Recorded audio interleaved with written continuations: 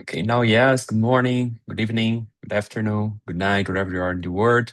Welcome to this session. Thanks for joining us today. I'm Gustavo Loyola. I'm head of training here at Latin Pacto, and I will be your moderator for today. We're really happy to have you here today. And for those who don't know Latin Pacto, we are the leading network here in Latin America and the Caribbean that brings together impact investors, foundations, and ecosystem builders to strengthen the region's impact investing market. And through our knowledge area connections and all the collective action, we try to support our members in mobilizing capital and sharing best practices and developing innovative financial solutions to really address the challenge that we have in the world, in the society, especially social environmental challenge that we have here really strong and present in Latin America. And we are hosting this event together with Impact Frontiers. So we're really happy for doing that. And thanks, Matt and Marina, for being here today. You also will present a little bit in a second, so we'll let them to present themselves. And also thanks to our panelists here, Lace Rocha and Alan Pierce, for joining. Really appreciate your participation and engagement, and really exciting to hear both of you also. Um, well, let me bring a little bit of introduction why we are doing this today and the importance of the topic in general. Um, as you probably know, over the past decade, impact investing here in Latin America has grown significantly, and we see more and more funds entering the market, more capital being deployed. Despite sometimes we think not, but there's a broad range of sectors and solutions being financed. If you think about climate, if we think about agriculture, if we think about social infrastructure, financial inclusion, etc., etc. And this growth, I think it's a really important sign. And this kind of shows that impact investing is no longer a specific niche, and it's becoming more and more relevant, and it's a relevant part of capital and how capital is being allocated in the region here. And however, while we have this capital being scaled, one dimension has not evolved at the same space. And this it's always a dimension that where we struggle is how we measure, how we structure, and how we communicate impact.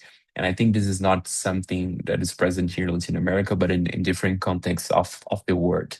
And today, and many investors tend to face this common challenge.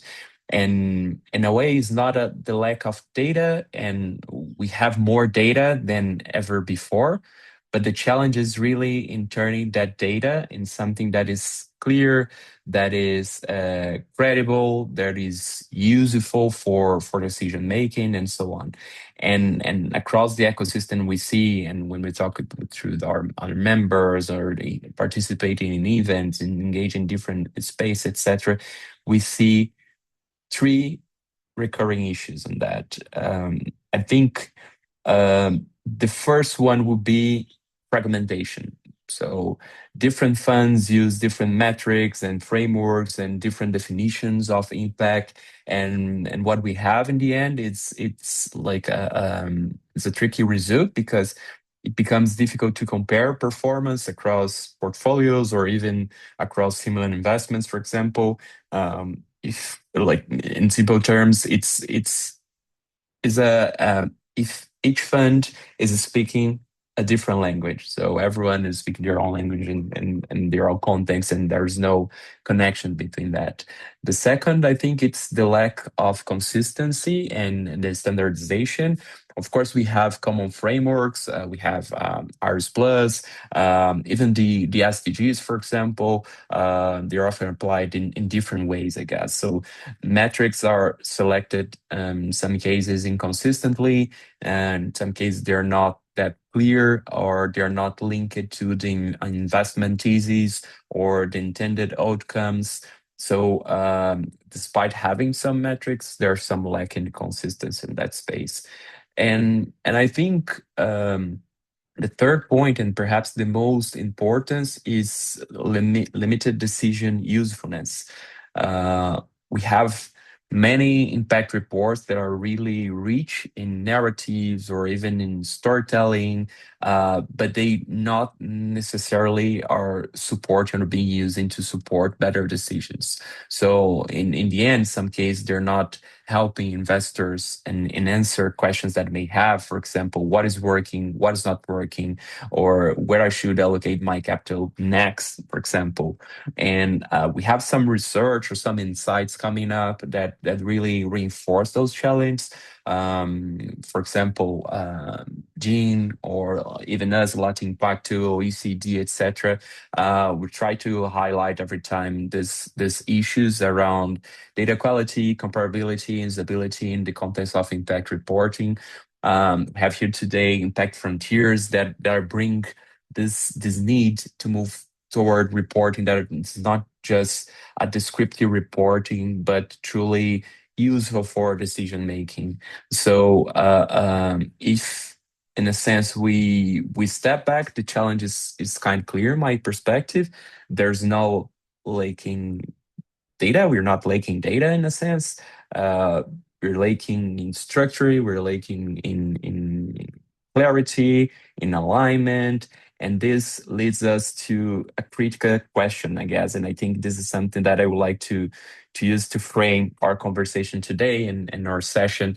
It's how can investors communicate impact in a way that is really credible, that it could be comparable, in a way that this it could be useful in the end.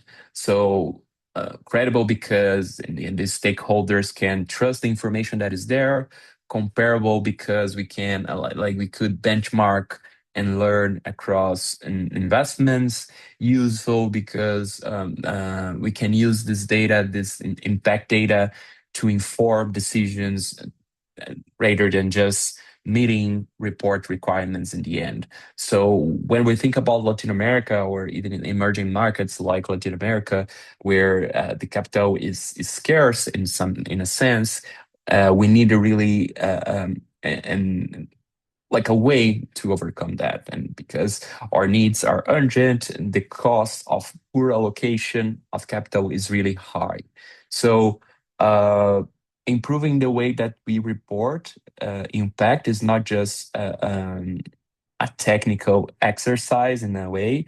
It's a it's about reflecting and talking the way that we can improve how we allocate capital, how we manage our portfolios, how we deliver real outcomes. So that's why I think the session today is really important and could be really relevant for all of you. So today, what we want to overcome and what we're going to explore is how to move from fragmented data to structure reported, from isolated metrics to coherent frameworks, from storytelling to decision useful insights.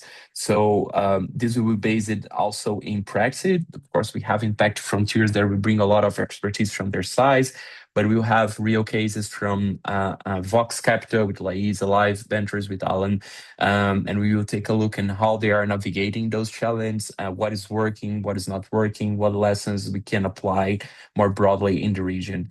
So, no further ado, with that, I would like to start welcoming our speakers, and also make a note that you can use the chat every time to make questions and etc. We try to capture that during the conversation, during the discussions, and if we have time in the end, also some time for Q&A. So any questions, just use the chat for doing that. And for that, I would like to invite Matt and Marina for our first round of presentations. And again, thanks for being here. Thanks for joining today. Amazing. Thank you, Gustavo, and a pleasure to be here. Thank you so much to Gustavo and the Latin Pacto team for inviting us and for organizing and co-hosting today's session. So my name is Matt Ripley. I'm a director here at Impact Frontiers, and I'm joined by my colleague Marina, who you'll hear from a little bit later, and who's just shared slides on screen. For those who don't know us, at Impact Frontiers, we are a global nonprofit. We are a learning and market building collaboration for investors who are looking to integrate impact into their investment decision making. I'm going to dive into the content in a bit, but let's try some tech first of all and see if it works. We'd love to hear from you and get a quick sense of the room. Brilliant. So hopefully you'll have seen a quick pop-up poll here. There's no right or wrong answer. We're just trying to understand what role impact reporting plays for you. So what is the primary reason you produce an impact report? It says multiple choice here, but if you can just kind of pick one, your top one, that's probably going to be most helpful. So is it because you have to, required by funders? Is it mainly for marketing and communications purposes? Is it for your own internal learning?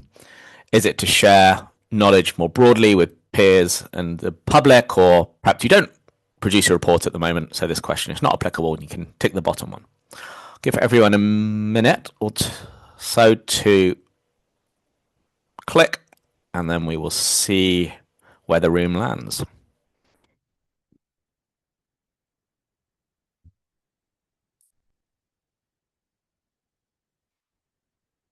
Okay, so if we can close the poll and see the results, there we go.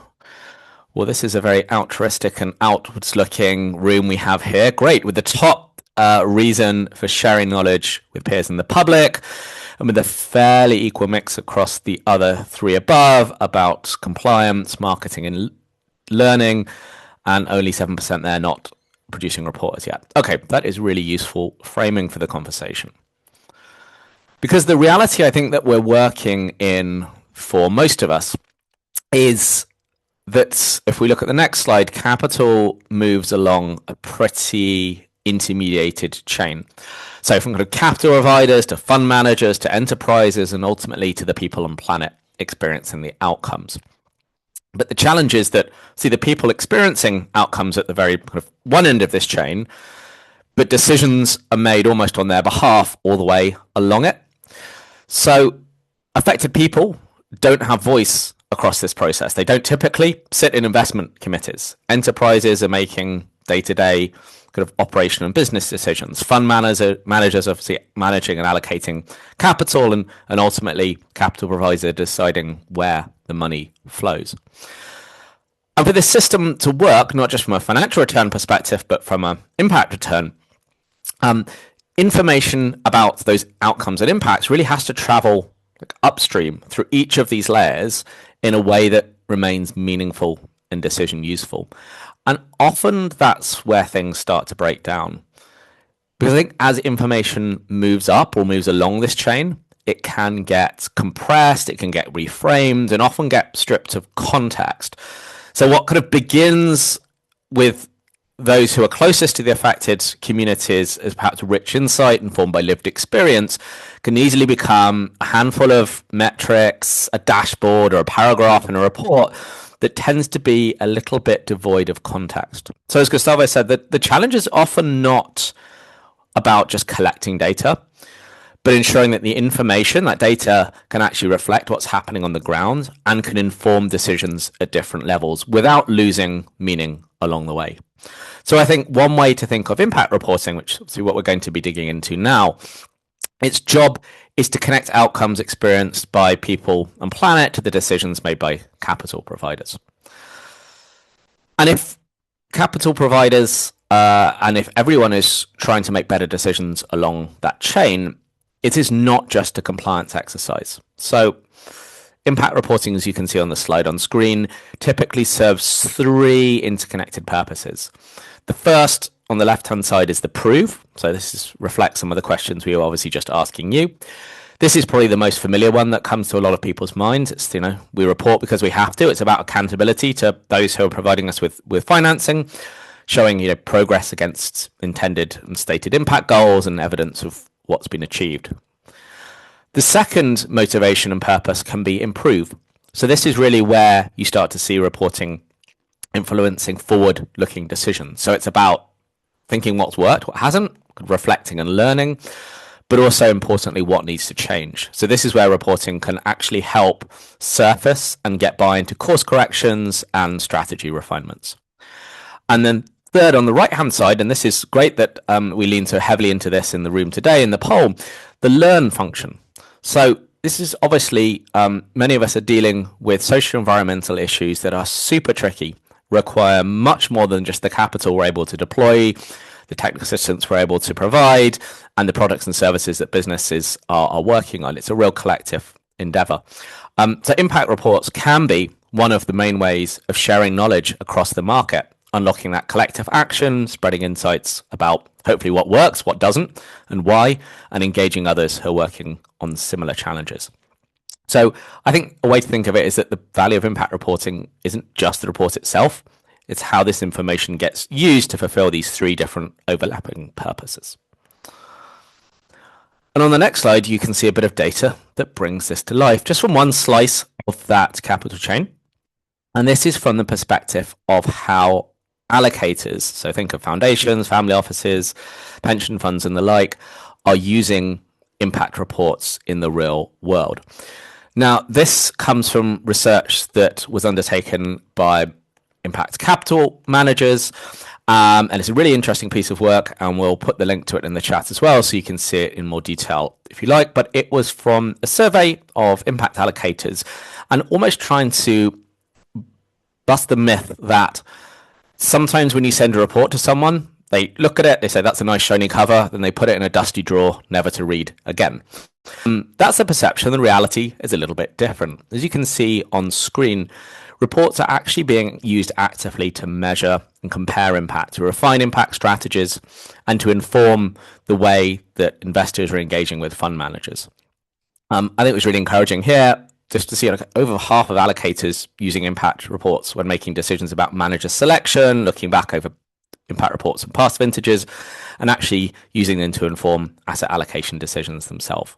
And I think the quote in italics here at the bottom captures this pretty well. The impact reporting is not just a backwards looking box ticking exercise for limited partners. It's something that future investors will actively look at. Which leads us to the next slide, which says, well, you know, if we're making a pretty strong picture of why this is important and how it can add value, like, why does it still feel so hard? And Gustavo has mentioned a few of those challenges already. Here's a few on screen that we consistently hear as well. Yeah, you know, it's really hard to make decisions when every report looks different. Every measure of impact performance looks different. It's very, very challenging then to turn something that's very bespoke into something that can be compared across managers, across strategies, across asset classes. So that's really a limitation in drawing meaningful insights. Second, we know that reporting can often be like just still too costly and time consuming for those writing reports. Conversely, at the same time, not perhaps as useful as it could be for those reading reports. So a lot of effort, but not always a decision useful output. And third, yeah, it's not just about the data, it's about the narratives. So, you know, quantitative data alone doesn't tell a full story. There's a lot of complexity in these outcomes. How do we get the level of simplification without oversimplifying, whilst keeping context? You know, it's a really tough balancing act. So the last thing to say here is that a lot of these challenges stem from a core issue that we heard at Impact Frontiers quite loudly and clearly from the market a few years ago, which was that there was previously a lack of consensus on what a good impact report should actually contain, and in particular, what should be in that impact report to make it decision useful.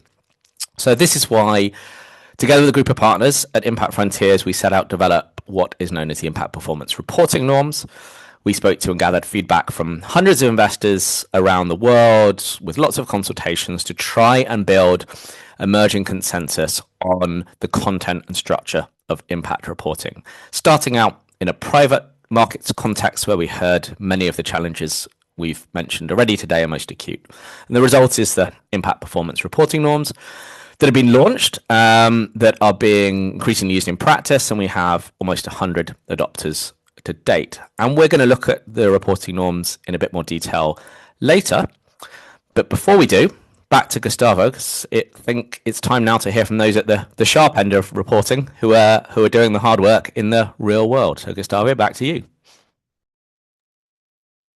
Thanks, Matt. Thanks for this presentation and for highlighting a little bit of the challenge that investors face, and I think right now would be possible will be possible to hear a little bit from their perspective and how they're seeing the main challenge. So I would like to invite Lais and also Alan to the conversation, so we can hear a little bit more from the ground. And again, Lais, Alan, thanks for joining today.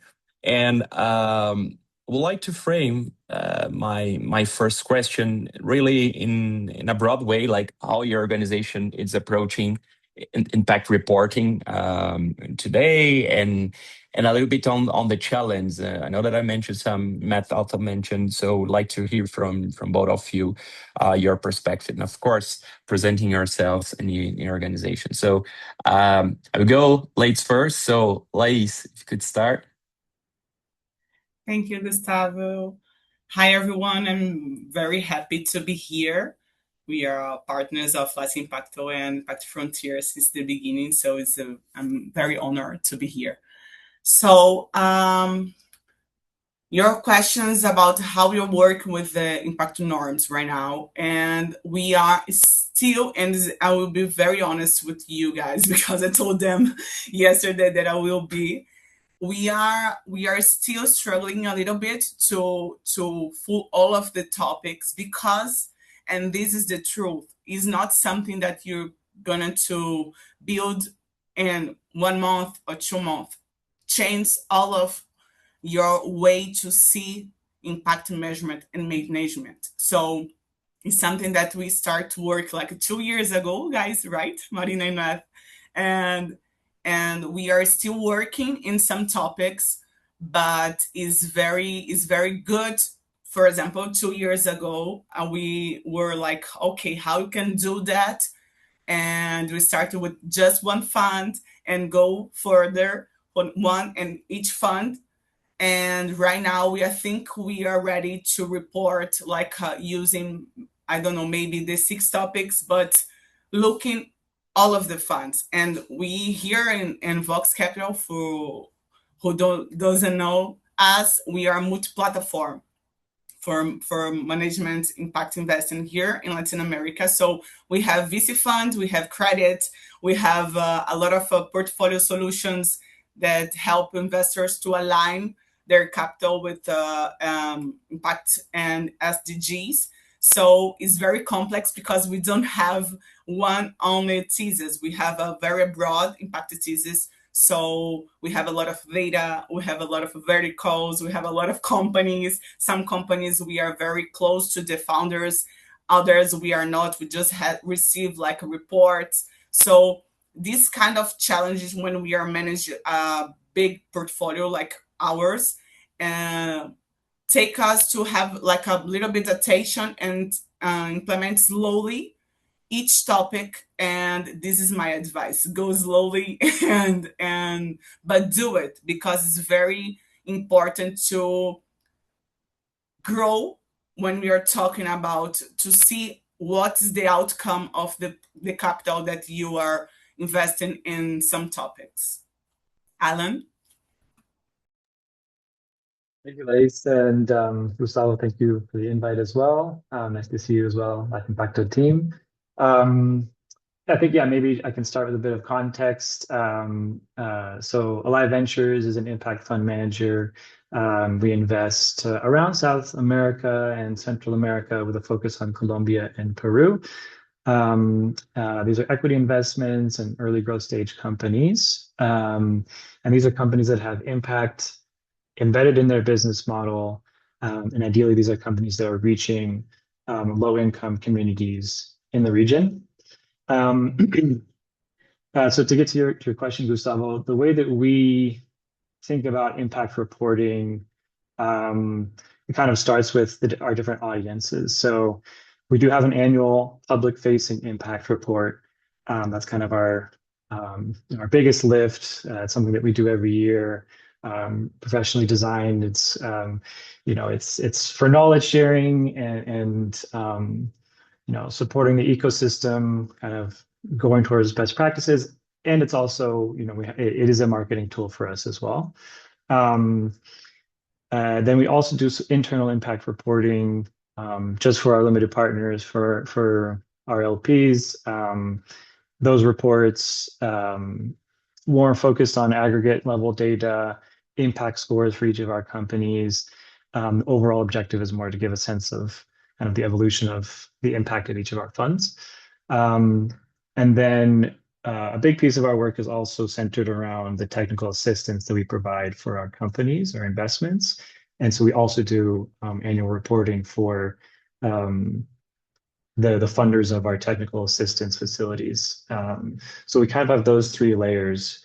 But in terms of the public facing report, we structure it kind of thinking of a varied audience. So our investors love to see that report, our partners, but it's also for the broader ecosystem, other practitioners, and also entrepreneurs in the region. So it has like a really strong knowledge sharing objective. And I was happy to see in the poll that was also kind of leading the way there is the objective for a lot of these reports that people are working on in this space.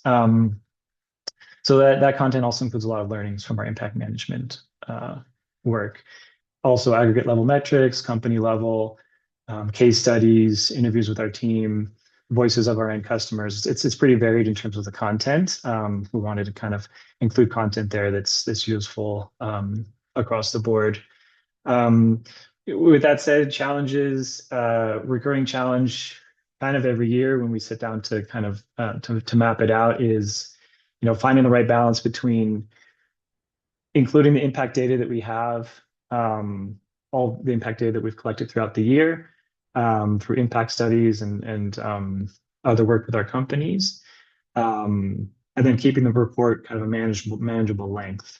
So we try not to overload it with technical jargon, keep it accessible for a wide audience, and at the same time find that balance with a level of rigor, aligned with the reporting norms.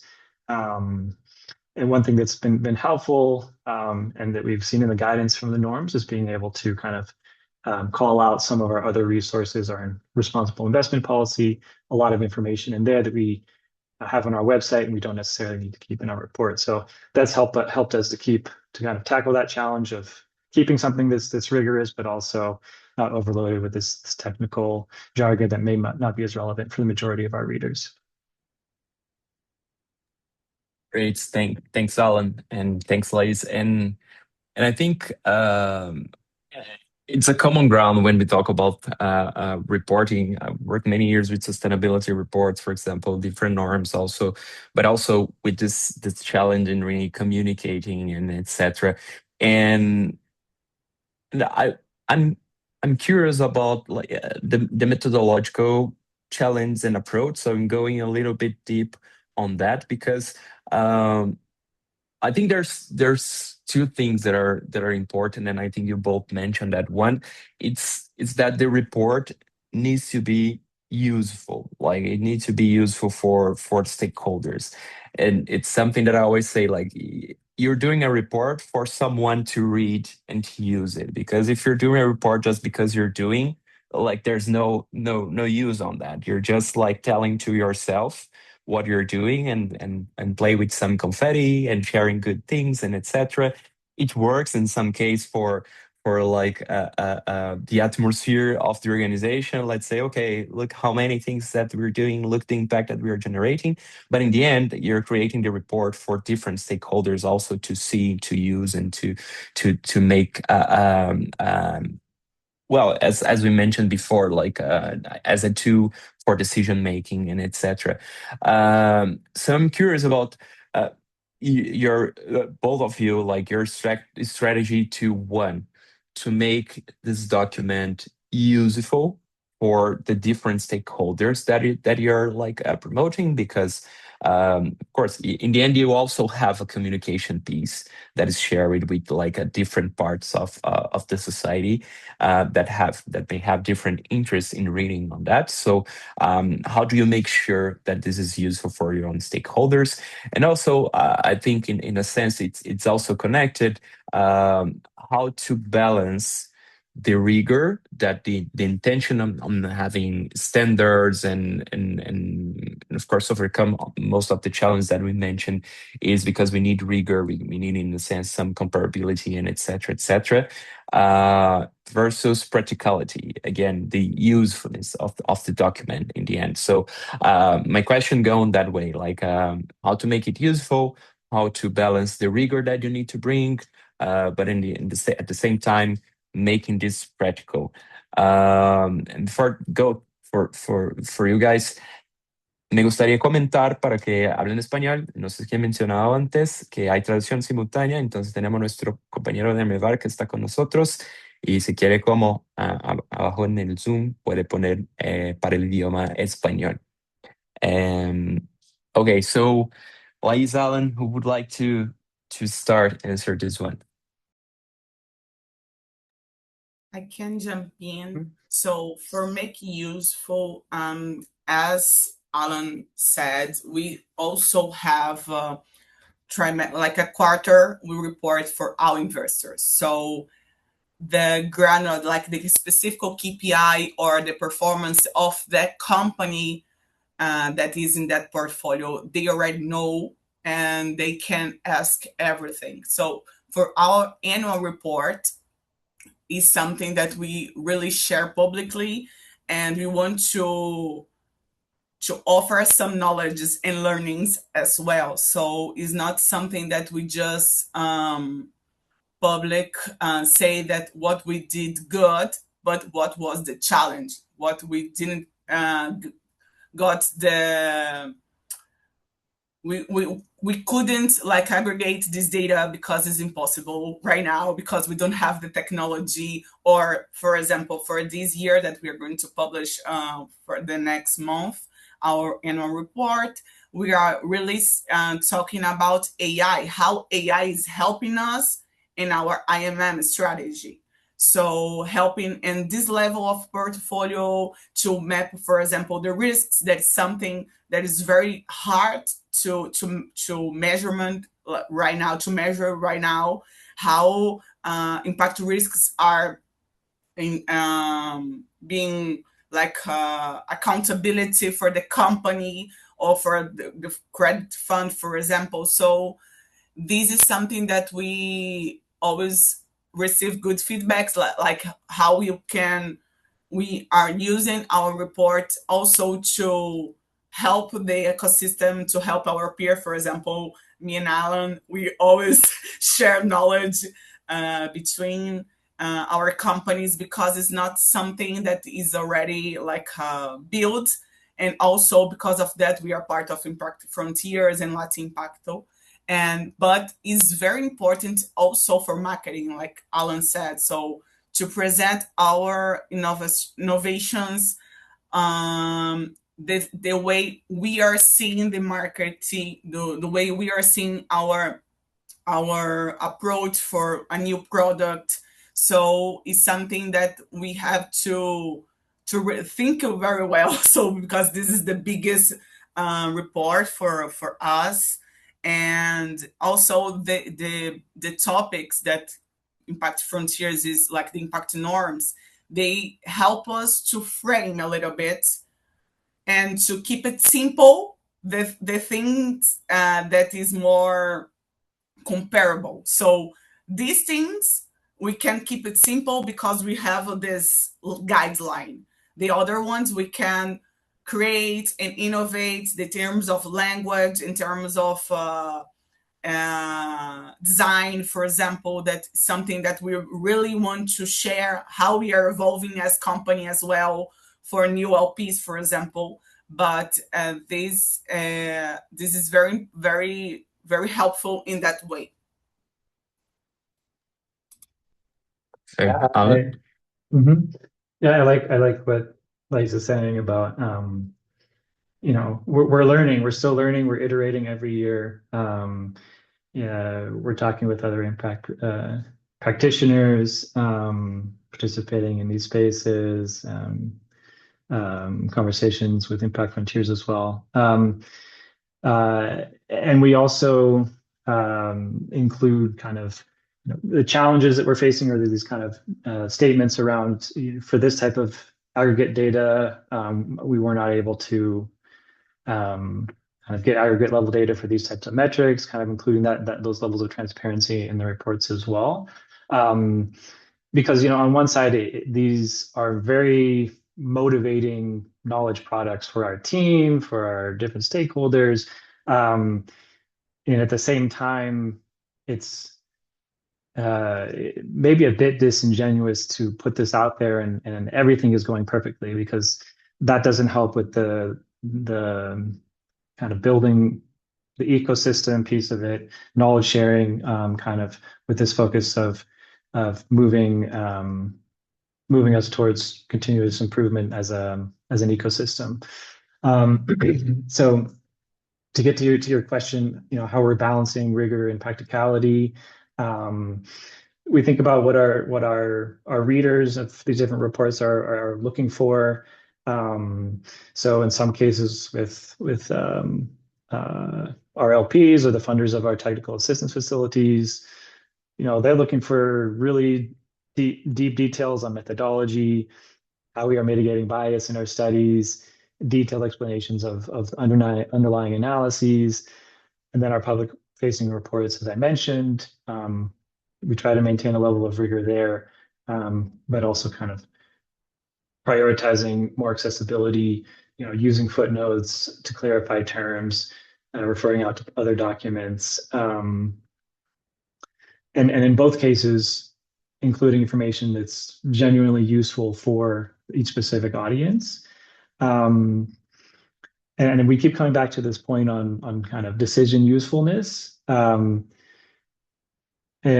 for me, I think it's important to also not to bring into this conversation the communities that are affected by these interventions. So this end impact that we are all doing all of this work to, this is the reason we're doing all of this work. So when we're talking about decision usefulness in the context of impact reporting, a lot of times it's kind of looking at asset allocators, our partners and stuff. But it's really important in the actual work and the impact measurement to be making sure that we are prioritizing, at least in our case, decision usefulness for those affected people in the communities. So some of those data don't always make it to the report because they're very bespoke, they're custom metrics for each company, for each impact model and use case.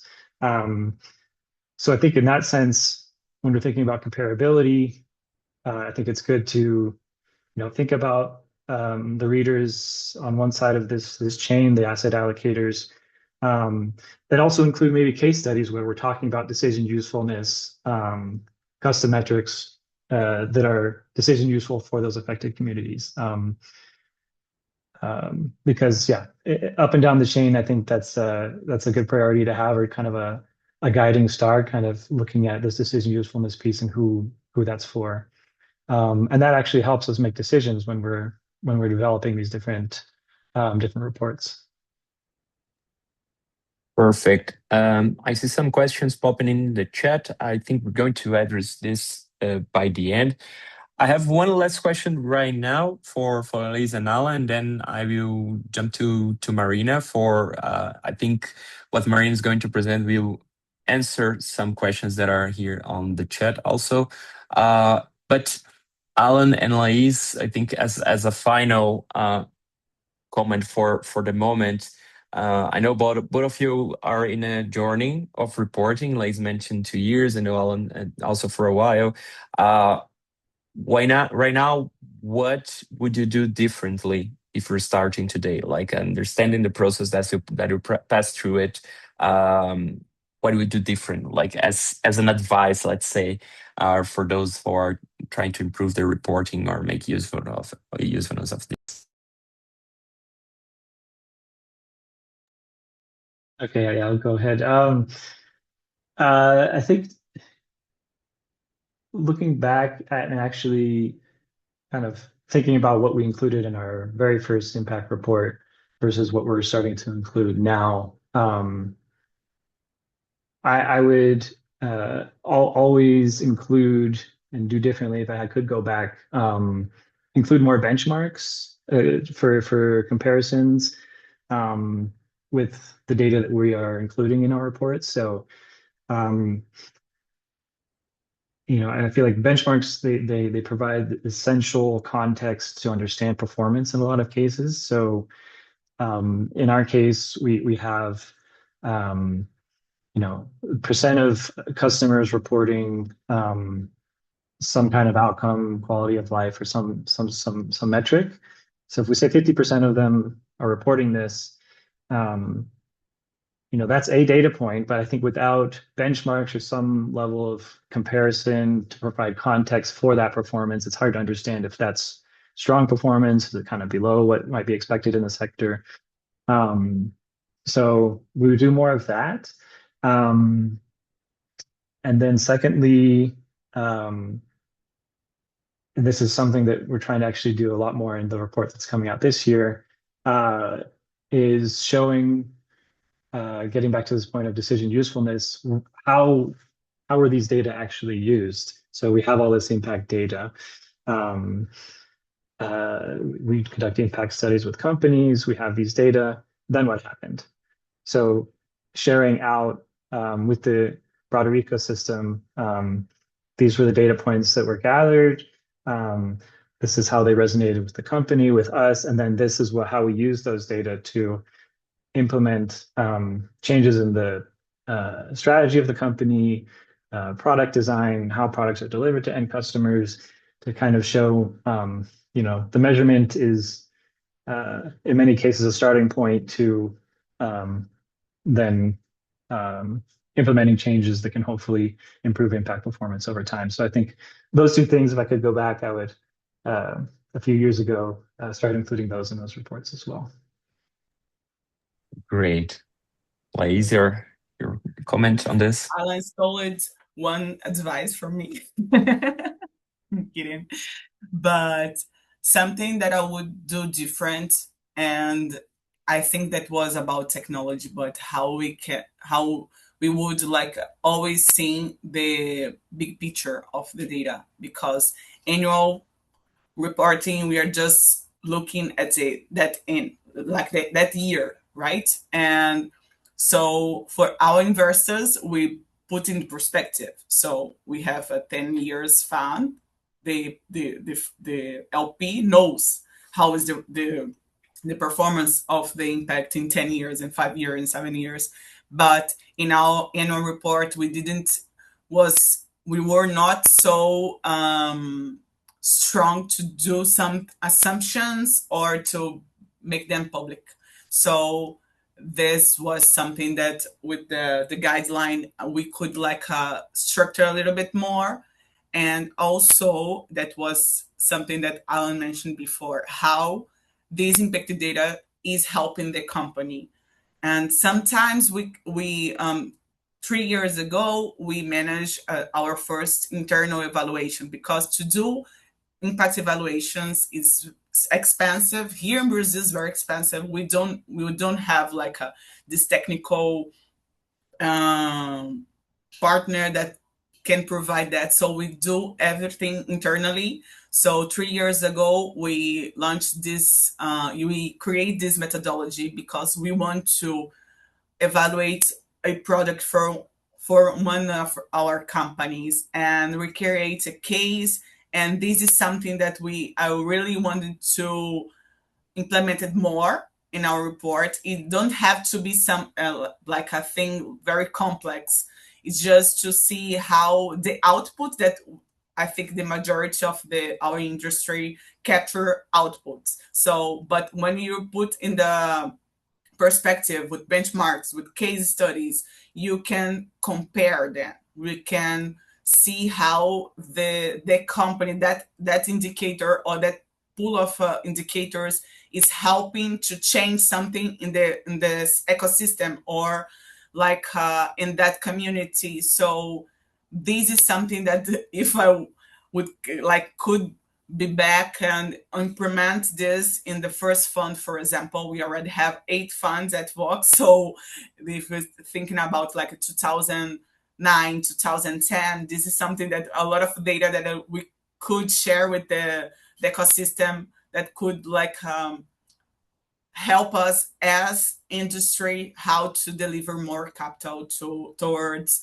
create positive social and environmental positive impact. So this is something that I really recommend that all of us here to do and implement, because as ecosystem, as impact investors, this shows a lot how we are making a difference, putting more money and generating good things in the world. Perfect. Thanks, Lace. Thanks, Alan, for the moment. And let's jump to Marina for a second part presentation. Marina, again, thanks for joining and welcome again. Gustavo, I think given there's so many interesting and great questions in the chat, let me just very briefly respond to some of them and hand over to Marina to talk about some practical tools and tips. So the first thing to say, there was a question about, if we move to the next slide, a question about the key elements of an impact report. So just to very briefly put up on screen, these is what we suggest in the impact performance reporting norms. Think of them as the key elements, the ingredients for your recipe. I won't go into them all in detail, only to say that they're a mix of kind of who you are and what you do, what you're doing, and performance. And just to underline, I think, some of the really, really important points made by Annan and Lois, what we consistently hear is that to be decision useful and not just be seen as a kind of a marketing, and understand that there is always often a marketing or comms function to a report, but if it's seen by readers as too glossy, kind of too commercial, too shiny, it starts to tip the balance away from credibility. So we've heard that readers want to see, yes, progress towards the intended positive impacts, but also where things are going wrong, right? And what's being learned. You know, how it's hard to do, but how can you put in the negative impacts as well as the positive? And the second, I think, Alan, you picked this up, and it's super important, is that big numbers, they go up, they go down. If they don't come with context around what good looks like, that's really hard for readers to use that information beyond, like, you know, what does this mean? Is this getting better? Is this getting worse? Is this helping, meeting a need or not? So the context is really key. Another question that came up in the chat is, where can you find those thresholds and benchmarks? I think we all have to be honest and open, transparent. That's tricky, right? It's a work in progress in the environmental side. And I think science-based tends to be a little bit ahead of the curve on that. There are obviously a bunch of social and societal norms to build from, but lots of areas, particularly in social impact, there aren't any or have to be bespoke. So there are limitations in how much context can be provided, but I think trying as hard as we can is super important. On the next slide, what we say is really that it's hard for everyone to include everything, and it's a journey, right? And Lacey said this, it's a journey towards improving over time. Like, no one's going to magically have the best impact report in the world, and neither should they be putting their time and effort and resources in the reporting as opposed to the doing.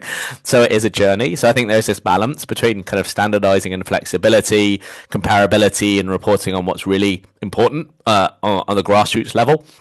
So the next slide, just again, no time to say, has a bunch of guiding principles that underpin the reporting norms to try and help people make decisions about what to present and how to present it, recognizing that, you know, these are not conceptual ideas. These are rules of, like, practical rules of thumb. So on the next slide, you can see that we often get late data, we get missing data, we get partial data. Impact data is super tricky, and super imprecise and incomplete lots of times. So we have to deal with this complexity rather than ignore it. Marina, over to you to talk us through a few practical tips and tricks. Great. Thanks, Matt, for the overview of the reporting norms. So now to wrap up the session, we'd like to leave you with some templates and tools from the reporting norms that you can use. So you can use these to support your next impact report as a checklist, or access what we call the gap analysis tool to pinpoint where your report can be strengthened. You can also access our implementation guides, which Matt popped in the chat, and the case studies that have some real life examples on how to deal with tricky topics such as reporting on negative impacts or what to do when you have missing, incomplete, or late data from investees. And we also have the full document of the reporting norms accessible in Spanish. And of course, if you have any questions or you would like specific feedback on your report, we also have office hours and we're more than happy to meet on one-on-one. We also have a reporting template that is simplified for smaller and emerging fund managers to enable them to disclose their impact performance to capital providers. And this template can be used to create a standalone impact report or to inform an integrated impact and financial report as well. And just finally to say that you can also become a founding adopter of the reporting norms to demonstrate your commitment to credible, decision useful impact reporting. So this is completely voluntary and is of no cost. And as part of this community, we have other funds such as Vox Capital and Alive Ventures who are adopters and publish impact reports following the reporting norms, which are great examples of integrating the reporting norms into your reporting. As part of this community, we have over 90 different investors and service providers gaining access to further tools and resources. And if you are interested in joining this community, you can learn more on our website or just get in touch with us if you're interested in having a chat about it. And now I will hand back to Gustavo for some closing remarks. Thank you. Thanks, Marina, and thanks, Matt, for the comments, and thanks everyone for the interactions here in the chat. I see a lot of questions, and I think it's really interesting to see that this is a good plate for a continuing conversation, different spaces and connections. So, I would like to thank the participation and just to conclude, Lais and Alan, if you would like to do like a final word, a final tip or something on that, based on the questions and etc. I know that we don't have enough time to go through all of that, but I think many of the questions are really under the usefulness and how do you use the information, for example, to advise, to back up for investments, how to align impact to like a non-financial information with financial and etc. So if you could, in a short conclusion note, give your final words, would be really appreciated, Liz and Alan. First of all, thank you for the invitation. And my comment looked like a little bit terrifying. There's a lot of information, a lot of data, but this is part of the process, and look as a process. It's not something that you're going to deliver like a 100% perfect your next report. We are still working. Because of that I wanted to share 100% transparency that we are not ready yet to use like the sixth topic is hard. The topic 6 is harder to have a verification for outsider or externally. So, but start, do it with context, do it with aggregated data. That will very helpful for you to start to see how the report is going to be stronger and mature. Thank you again. Please, Alan. So I want to echo the thanks. Really a pleasure to be a part of this conversation. I agree with Lais. It can be overwhelming.